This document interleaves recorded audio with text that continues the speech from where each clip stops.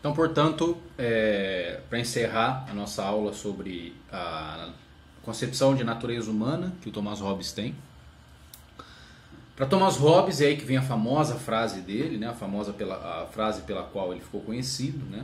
Para Thomas Hobbes, a natureza humana resume-se basicamente no sentimento de egoísmo, ok?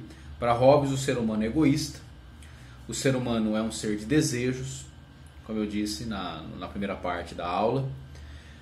Esses desejos visam, primeiramente, o benefício próprio, ok? O ser humano é um ser de ambição, de competição e de desconfiança. Portanto, egoísmo, desejo, ambição, competição e desconfiança. Vamos falar um pouquinho sobre cada um desses sentimentos, digamos assim, não é? Que vão realmente caracterizar o ser humano e, portanto, montar a cama, digamos assim, para o que posteriormente vem ser a teoria do Estado, segundo Thomas Hobbes. Haja vista que toda teoria política tem por detrás uma concepção do que é o ser humano. Variando a concepção que eu tenho sobre o que é o ser humano, muda-se a concepção que eu tenho sobre como deve ser o Estado. Em primeiro lugar, pessoal, até então, né, até o século XVI, o pensamento religioso católico romano medieval entendia que o ser humano era filho de Deus. Portanto, o ser humano feito, uma criatura feita à imagem e semelhança de Deus. Um Deus que, segundo o cristianismo, é um Deus bondoso, é um Deus que é amor, é um Deus que faz o ser humano à sua imagem e semelhança, ok?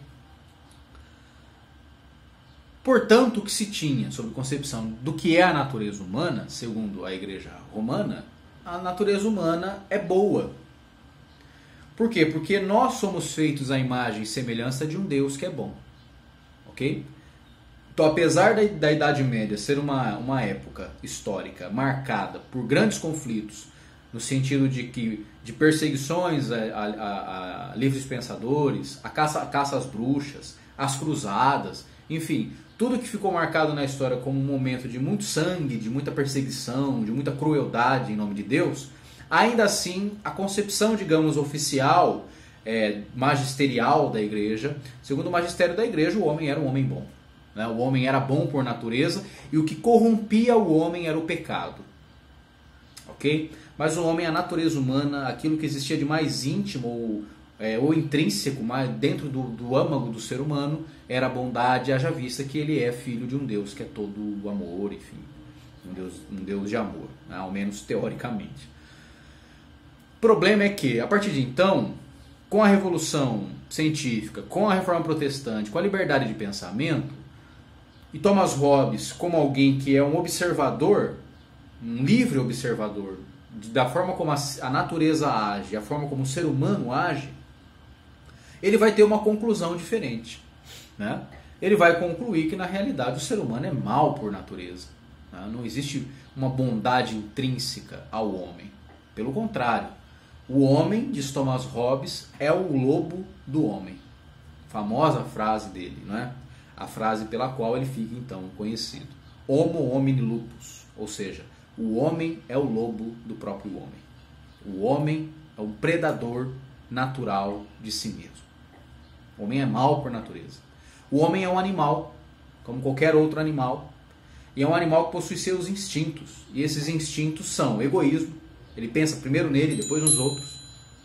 Ele pensa primeiro em si e no seu clã, depois nos outros. Se tiver tempo.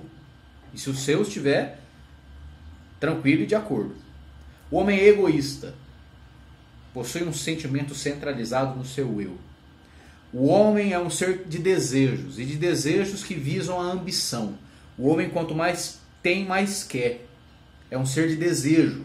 E o desejo, nós sabemos muito bem, não é? Nós também somos seres humanos, não é? Então nós sabemos que o desejo é assim mesmo. Na medida em que eu sacio um, eu já tenho outro. Na medida em que eu ambiciono realizar alguma coisa, eu já tenho outra ambição E vou sanando o homem já desejando o outro. Ou seja, o nosso desejo ele não para, o nosso desejo ele é constante. Nós estamos numa constância de querer, ininterrupta. Ininterrupta. O ser humano é egoísta, o ser humano deseja sempre, o ser humano tem ambições, o ser humano é um ser de competição, diz Thomas Hobbes, né? Eu quero competir sempre com o outro, portanto, se o outro me apresenta uma ameaça, não é? Eu quero mostrar que eu sou melhor do que ele, sempre está enxergando o outro como um competidor meu, alguém que eu preciso superar, alguém que eu preciso provar que eu sou melhor. E é também um ser de desconfiança. Para Thomas Hobbes, o ser humano, antes de confiar em alguém, ele desconfia de tudo e de todos, não é? Inclusive da nossa própria sombra, diz Thomas Hobbes, não é? Ou seja, se eu sou alguém que vou confiando em todo mundo, a chance de eu levar uma passada de perna, não é? O famoso levar um rodo, como se diz aí no linguajar adolescente, é muito alto. Então, esses sentimentos norteiam o ser humano. O ser humano é isso, diz Thomas Hobbes. Gostemos ou não gostemos, concordemos ou não concordemos, o ser humano é isso. E ponto final. O ser humano, o homem, é o lobo do homem. Essa é a concepção de natureza humana que o Thomas Hobbes tem. Perfeito? E é a partir dela que ele vai elaborar a sua tese contratualista sobre como deve funcionar o Estado. Que é o que nós vamos entrar na próxima aula, que é especificamente a concepção de Estado para Thomas Hobbes. Hoje, portanto, uma reflexão sobre a natureza humana. Os homens, para Thomas Hobbes, claro, os homens e as mulheres, né, são livres por natureza, como eu disse na primeira parte, possuem direitos, portanto, ilimitados, porque são livres por natureza. Intrinsecamente nós somos livres, nós possuímos direitos que são ilimitados. E brigam, diz Thomas Hobbes, para poder ter os elementos materiais necessários. Como todos nós somos livres e todos nós, portanto, podemos ter direito às coisas, a dominar as coisas, porque a nossa razão, como eu disse na primeira parte da aula, ela serve para dominar a natureza. Portanto, os homens, eles naturalmente vão ter que brigar para possuir esses elementos materiais que eles precisam. Água, comida, casa, enfim. Fêmeas, territórios. E a história da humanidade é a história de guerras, de dominações, de homens guerreando contra outros homens, para poder ter territórios, bens, mulheres. Quantas guerras foram ocasionadas por disputa de mulheres, de fêmeas, territórios, enfim. Igualzinho, tal e qual, os animais selvagens. Se nós olharmos a natureza, nós vamos perceber também que a natureza é isso. É isso. É a disputa por território.